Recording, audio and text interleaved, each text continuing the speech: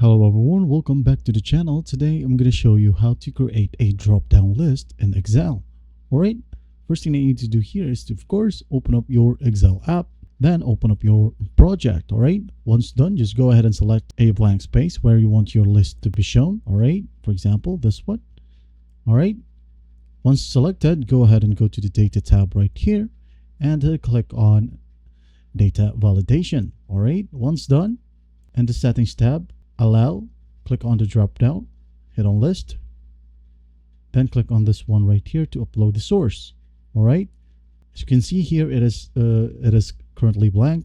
Now what you're going to want to do is go ahead and find the list or words or anything that you want to be added on the drop down list. All right, for example, I have here created words right here.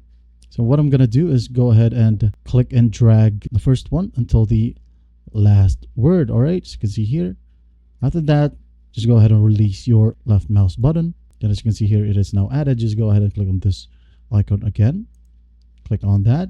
As you can see here, it is now added. Just go ahead and click on OK. Now what you're going to want to do next is just click on this drop down right here. As you can see here, all that we copied in this particular area is now in here. 1, 2, 3, 4, 5, and that's basically it. I hope this video helps, and please don't forget to share this video to your friends. And if you find this video helpful, please leave a like and subscribe. Thank you for watching.